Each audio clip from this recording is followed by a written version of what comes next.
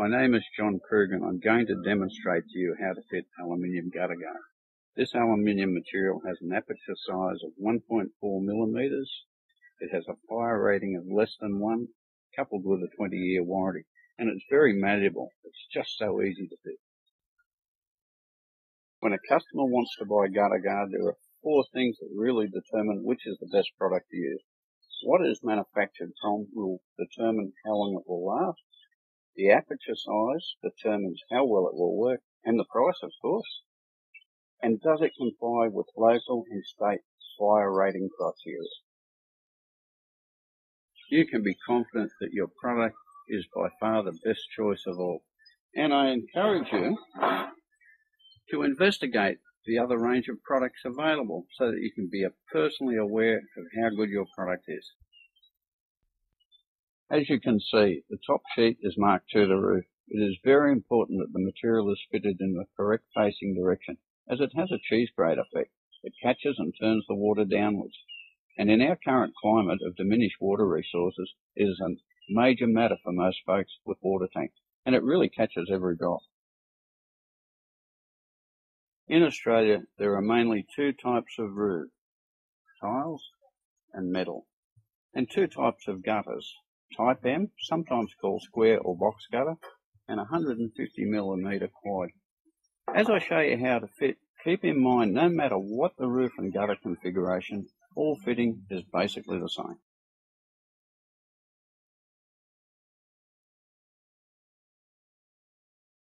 I always found it easiest to place the box of material facing the job in the direction it must be installed. We take the first sheet and we take it to where we are going to fit it. For the purposes of demonstration, I'm going to use this small piece of material. As you can see, I'm checking that the grate faces the roof. Now I have to determine how wide the top is going to be for this gutter. So I'm going to reverse it.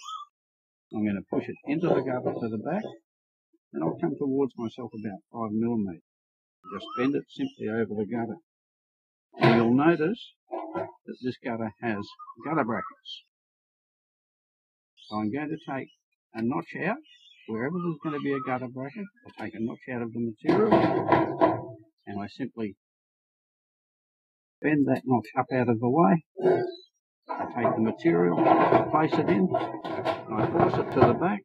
I put one hand underneath, then leading it in with one hand, I work it down until the gutter guard pops into place. That's simple. When we fit the second piece, it's a little different. We take a 10mm notch out of the back, and we just spray that piece out. And all pieces from here will be done the same way. We notch out for the gutter brackets, as you saw previously. Put the material in, using one hand underneath to stretch the gutter again, and we pop it down so it all pops into place. And what we've done is we've overlapped the top and we've butted the back. And the reason for that is you can't get your hand in if it gets caught up somewhere. So you only want to butt the back and overlap the top by 10mm. We've notched 10mm out of the back, so the end result is we've overlapped the top, but we've only butted the back. And then to tidy the job up with a little stitching screw, you just wind it in there, just to join them together. It makes the whole unit one piece. It makes it look tidy.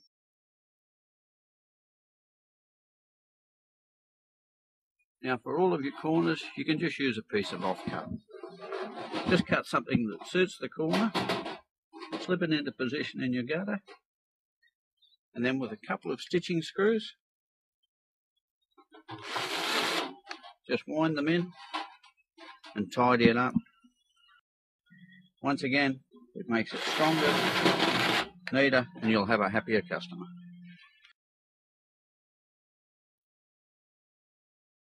Now I'm going to show you how to fit the valise. By using an offcut of material, I'm going to determine what fits neatly and sits near the top profile of the roof, so that at the end we've got a really nice product.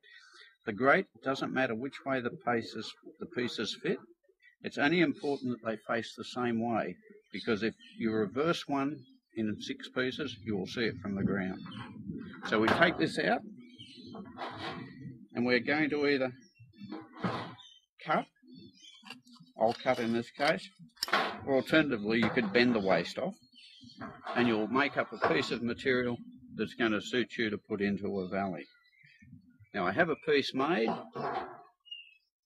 and as you can see, where I'm going to come down to the end to marry it into the gutter part, what I'm going to do is take a snip out of each side and taper it off. It's all very simple. And then I bend it like so. And I've got a piece, as I said, made up, so I'm going to slip this one into the gutter so you can see how it looks. Now I set the pre-made piece in, and I squeeze it until it all pops into the valley cavity. There we are, really neat and tidy. Remember, you've got to start from the top and work down so you're overlapping the top piece. Then with the use of 2 of your button head screws again, just stitch it together so that you've got a really neat and tidy job. And that's how easy it is.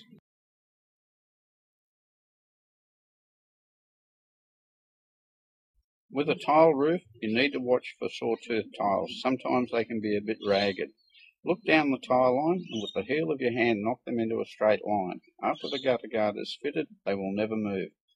Now take the first piece of material from the box to where you'll fit it. Being sure the grate is facing the roof, now with a piece of 50mm PVC pipe, roll the top.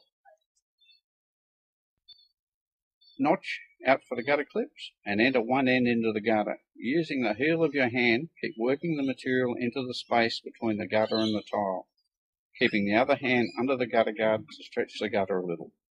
When you have it right, it will pop into place. There is no need to notch the back of gutter guard with a tile roof install. Simply overlap 10mm and a little stitching screw to tidy up. With a little experience, you will likely fit around 40 metres an hour. I can't imagine there is an easier gutter guard to fit.